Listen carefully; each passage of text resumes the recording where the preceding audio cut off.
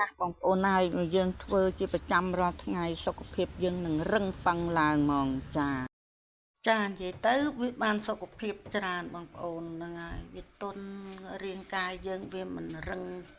ឆ្អឹងអីរឹងសរសៃរឹងអីចឹងណាវាទុនស្រួលខ្លួនចាដល់អញ្ចឹងទៅយើងចេះតែព្យាយាមធ្វើជាប្រចាំរាល់ថ្ងៃទៅក៏វាបានផលដែរចាអរគុណច្រើនហ្នឹងហើយបងប្អូនចាជំរាបសួរបងប្អូនទាំងអស់គ្នាបងប្អូនបើចង់បានសុខភាពហើយយើងតតែព្យាយាមហាត់ប្រាណនិងហូបទឹកឲ្យច្រើនថែទាំការហូបចុកជាប្រចាំថ្ងៃកុំឲ្យវាលើសពេកកុំឲ្យខ្វះពេកឲ្យវាគ្រប់វីតាមីនទៅរាងកាយយើងក៏វាបានល្អដែរបងប្អូនចាកាលណាយើងប្រឹងប្រែងថែទាំទៅគឺយើងបានស្រួលខ្លួនច្រើនវាមិនសូវមានជំងឺតម្កាត់អីមកបៀតបៀនយើងទេគឺយើងបានទាំងរាងកាយទាំងសុខភាពផ្លូវចិត្តក៏វាបានទាំងអស់ទាំងព្រមកាលណាយើងធ្វើវាបានទាំងព្រមបងប្អូនចឹងហើយយើងព្យាយាមទៅព្រោះអីយើងចាស់ហើយមានតែការថែទាំខ្លួននឹងទេដែលធ្វើឲ្យយើងបានរាងកាយល្អបើសិនជាយើងនឹងព្យាយាមប្រចាំថ្ងៃទៅក្នុងមួយថ្ងៃយើងធ្វើម្ដងចឹងទៅតែកន្លះម៉ោងទេបងប្អូន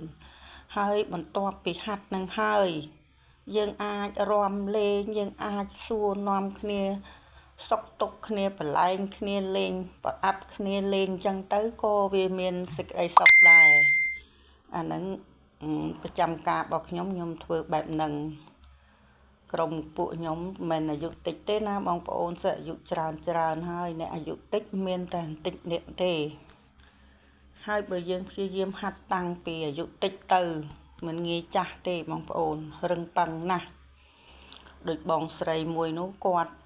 ប្រកែណាស់គាត់អាយុ76 77ហើយណាតែគាត់នៅតែមានកម្លាំងមកហាត់ជាមួយក្រុមពួកខ្ញុំនឹងដោយមិនមាន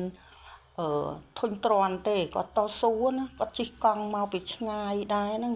ប្រហែលជា2គីឡូដីបានគាត់មកដល់មុខផ្ទះខ្ញុំហាត់ប្រាណហ្នឹងអញ្ចឹងគាត់ស៊ូដោយសារគាត់មានការតាំងចិត្ត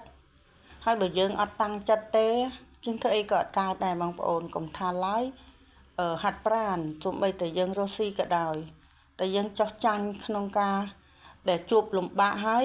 គឺយើងទៅមុខអត់រួចទេតើតែយើងស៊ូចាឲ្យខ្ញុំងើយហ្នឹងខ្ញុំហាមាត់ឲ្យចេញជាតិពុលពីក្នុងសួតណាហាមាត់ចឹងទៅខ្យល់វាប៉ើងទៅហើយអញ្ចឹងជាតិពុលនៅក្នុងខ្លួនយើងនៅក្នុងសួតយើងវាហើរចេញហើយដោយសារអីពេលហ្នឹងយើងដាច់ញើសខ្លាំងហើយវាក្តៅសាច់យើងពេលដែលយើងហាត់ហ្នឹងគឺក្តៅសាច់ណាស់អញ្ចឹងហើយក្នុងចំណោមអ្នកហាត់នឹងខ្ញុំប្រាប់ឲ្យគាត់ធ្វើអ្នកណាធ្វើក៏ធ្វើទៅអ្នកណាមិនធ្វើក៏ឲ្យទៅចាហើយបងប្អូនដែលគាត់តាំងចិត្តដែលធ្វើបានគឺអ្នកដែលធ្វើបានគឺបានមែនបងប្អូនដោយឲ្យមួយនៅខាងឆ្វេងដៃខ្ញុំហ្នឹងនៅមុខហ្នឹងគាត់ប្រកែណាអាយុ60ឯណាតែមើលកម្លាំងគេដោយសារឯការតាំងចិត្តការប្រឹងប្រែងនឹងវាល្អអញ្ចឹងបើយើងអត់ប្រឹងទេវាអត់មានបានអីមកវិញទេវាបានតែធម្មតាដូចគេដូចឯងអញ្ចឹងហើយដូចជាខ្ញុំទៅស្រុកហើយនៅជួបមិត្តភ័ក្តិអីដែលខ្ញុំខានជួបយូរម្ដងអញ្ចឹងណាគាត់សួរខ្ញុំថាម៉េចថាឃើញតែប៉ុណ្ណឹងប្រហែលឆ្នាំហើយ20ឆ្នាំហើយក៏ឃើញនៅតែប៉ុណ្ណឹងអញ្ចឹងបានន័យថាវាបានដែរគ្រាន់ថាវាមិនយើងមិនហ៊ានអួតថាយើងអស្ចារ្យទេប៉ុន្តែគ្រាន់ថាវាបានផលហ្នឹងហើយហ្នឹងហើយបងប្អូនឃើញសកម្មភាពដឹងស្រាប់ហើយនាំគ្នាសើចលេងជាប្រចាំអញ្ចឹងទៅអាមុននឹងហាត់ប្រាណនឹងហើយលេងសើចអស់ចិត្តបង្អាប់គ្នាលេងអញ្ចឹងអស់ចិត្តអស់ចង់ហើយដល់ពេលហាត់នឹងមកបង្អាប់គ្នាទៀតអញ្ចឹងទៅវាសុបាយបែបហ្នឹងហើយសើចអញ្ចឹងទៅចាការដែលយើងធ្វើនឹងវាមានផលប្រយោជន៍ច្រើនដែរមិនថាយើងចេះតែផ្សព្វផ្សាយដោយ mình ca bịch ấy tê cha bằng ôn phụ ấy nhóm có về sông sal đại hai nhóm mình trừ nè để tham bằng plug bịa sân đây không ca để mình bịch vô màu gì ca tê bằng ôn cha dân gì để ca bịch chẳng mình cứ nhóm hạt ní lập bạ chiên đập năm mời bằng ôn chẳng cả lô nhóm nơi tại pan nâng rồi chọc của mình chọc vào làng của mình làng này mình tham mình làng ngay pe class dân bắt đầu ấy thì tôi tới ọt bàn hát làng phim hết bây giờ hát chỉประจำdân Việt làng ngay Việt thề đòi xa về ọt làng nắng thề nắng đòi xa dân bàn hát bàn hãy dân bàn hộp cho ai bằng ôn ọt to mấy nhóm hộp mà ta hưng đây nắng nè cá hộp chọc nắng xong bày tập pet của cây prap dân này ao dân prep prepក្នុងការហូបចុកបើយើងហូបដោយមិនមានការពិចារណាតាមឃ្លានក៏វាទៅរួចដែរតើយើងលីទៅតាមនឹងទៅរបស់ណាដែលគេថាមិនគួរហូបទៅយើងហូបតិចតួចចឹងណាយើងកុំដាក់ច្រើនតាមឃ្លានរបស់យើងកុំឲ្យវាដាច់ខនថាយើងហូបបន្តិចកុំឲ្យវាដាច់មកថាយើងហូបតែល្មមរាងកាយយើងទទួលយកបានហើយដូចពាក្យចាស់គេថាមួយម៉ាត់ដែរកុំស៊ីច្រើនពេកហើយស៊ីច្រើនពេកហើយឆាប់ងាប់អាពាក្យនឹងមានន័យបងប្អូនអញ្ចឹងពេលដែលយើងហូបចុកមុននឹងយើងហូបយើងគិតទៅដល់ចំណុចនឹងទៅយើងបន្ថយមកវិញហើយថាយើងអានមេរៀននឹងឲ្យជាប់ខ្លួនយ៉ាងហើយកុំស៊ីច្រើនពេកអញទៅស៊ីច្រើនពេកហើយឆាប់ងាប់នឹងពាក្យនឹងគឺពាក្យដូចយើងថាគេនិយាយពាក្យនឹងគឺទូទៅហ្មងកាលណាយើងស៊ីឲ្យហួសកំណត់ដូចយើងកាពះយើងវាទទួលបានតែល្មមទេហើយកាពះក្មេងដាក់មកឆ្អែតលៀនភ្នែកមិនក៏វានៅតែមានកម្លាំងរំលាយអាហារបានដែរដល់យើងចាស់កាពះយើងក៏វាខ្សោយឧទាហរណ៍យើងដាក់ឡើងណែនទៅវាអត់នៅទៅណាវាស្តុបនៅក្នុងនឹងហើយយើងក៏ពិបាកក្នុងខ្លួនទៀតដល់តអ្នកដែលគេធ្វើបានគេមានទៅពិបាកស្អីបងប្អូនហ្នឹងហើយយើងហូបបន្តិចបន្តួចល្មមថាកាពះយើងល្មមហើយយើងផឹកទឹកប្រគ្រប់ទៅឆ្អែតទៅប៉ុណ្ណឹងទៅបានហើយចាបងប្អូនណាធ្វើបានក៏ធ្វើទៅដូចហាត់អញ្ចឹងបងប្អូនខ្លះគាត់អត់សូវស្រួលខ្លួនអីចឹងគាត់ហត់ខ្លាំងអញ្ចឹងក្តៅពេកបានថ្ងៃនឹងវាក្តៅខ្លាំងណាស់ហើយអ្នកធន់នឹងកម្ដៅថ្ងៃអត់បានទៅគាត់ផ្អាកធ្វើទៅគួយលេងសិនទៅអ្នកដែលមានកម្លាំងធ្វើគេធ្វើបានគឺនៅតែធ្វើបានអញ្ចឹងប៉ុន្តែគ្រាន់ថាពេលដែលយើងមកមុននឹងមកហាត់ហើយយើងកុំហូបអីឲ្យឆ្អែតគ្រាន់តែហូបបន្តិចបន្តួចដើម្បីយកកម្លាំងទៅបានហើយបើយើងហូបឆ្អែតពេកហាត់អត់កើតទេហាត់អត់រួចទេបងប្អូនហើយពេលហាត់នឹងហត់ខ្លាំងស្ងួតកយើងកុំផឹកទឹកត្រជាក់ខ្លាំងតែដាក់ទឹកត្រជាក់ដែលយើងតាមឃ្លានដាក់មកស្ទះហើយចឹងយើងគ្រាន់តែសើមពងកទៅបានហើយមិនថាគេមិនឲ្យយើងហូបសោះឲ្យទឹកតែហូបតិចខ្ញុំមកពេលហាត់ហ្នឹងខ្ញុំផឹកអស់កន្លះលីត្រដែរបងប្អូនបានតិចចឹងទៅខ្ញុំដើរទៅក្រេបមកក្រេបទៅទឹកក្តៅអ៊ុនមិនទឹកក្តៅខ្លាំងហើយក៏ទឹកអត់មែនទឹកត្រជាក់ដែរគឺខ្ញុំផឹកទឹកក្តៅអ៊ុនទេតែស្ងួតកហ្នឹងខ្ញុំងាកមករកទឹកផឹកឲ្យបងប្អូនចាហ្នឹងហើយកាលណាតាំងចិត្តធ្វើវាបានផលដែរហើយក៏ខ្ញុំគ្មានវីដេអូអីច្រើនទេបងប្អូនហើយព្រោះខ្ញុំបង្កើត channel នឹងមកសម្រាប់តែហាត់ប្រាណនឹងទេបងប្អូនហ្នឹងហើយបងប្អូនជួយចុច Subscribe ឲ្យខ្ញុំម្នាក់មួយផងនិងជួយ Like ជួយ Comment ផងបងប្អូនឃើញវីដេអូនឹងហើយបងប្អូនមានយោបល់អីជួយស្ថាបនាដូចថា comment ពាក្យដែលណាពាក្យណាល្អដើម្បីឲ្យខ្ញុំកែតម្រូវកុំឲ្យដូចថាជន់បលិចចឹងណាចាពួកអីយើងជាខ្មែរដូចគ្នាយើងមានតែជួយគ្នាឃើញខុសថាខុស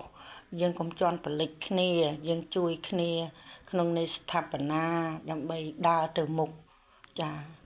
ការធ្វើវា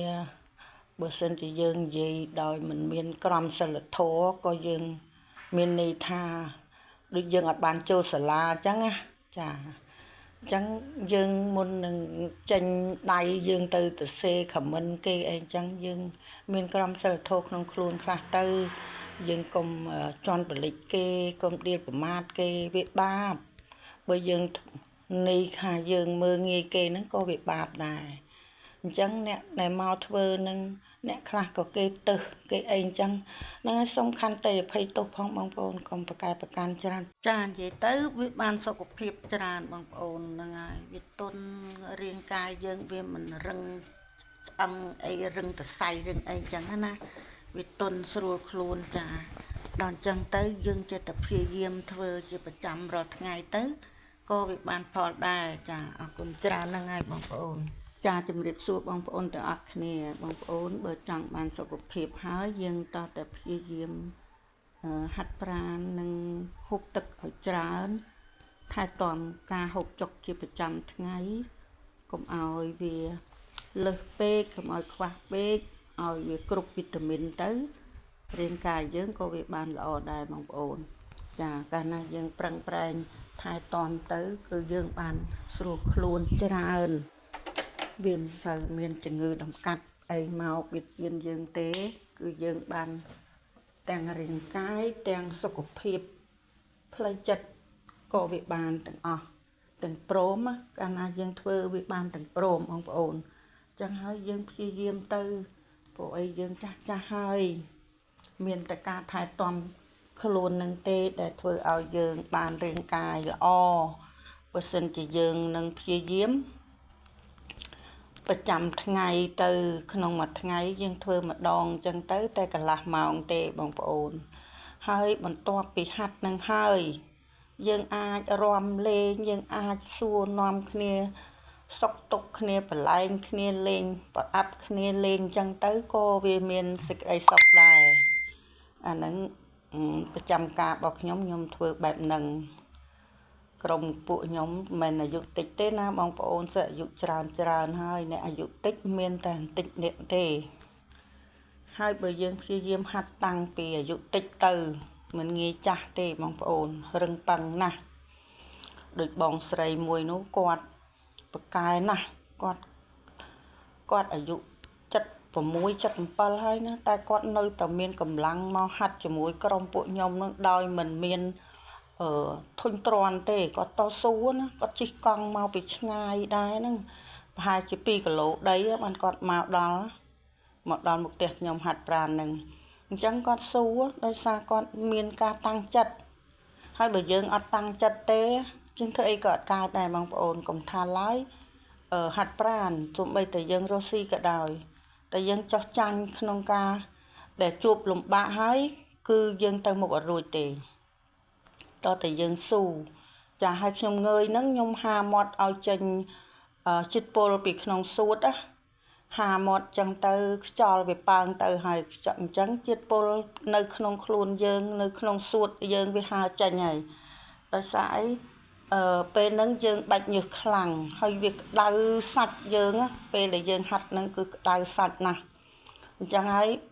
ក្នុងចំណោមអ្នកហាត់នឹងខ្ញុំប្រាប់ឲ្យគាត់ធ្វើអ្នកណាធ្វើក៏ធ្វើទៅអ្នកណាមិនធ្វើក៏ឲ្យទៅចា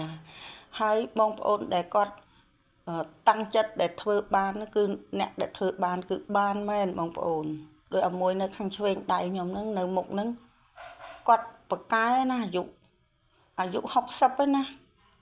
តែមើលកម្លាំងគេដោយសារឯការតាំងចិត្តការប្រឹងប្រែងនឹងវាល្អអញ្ចឹងបើយើង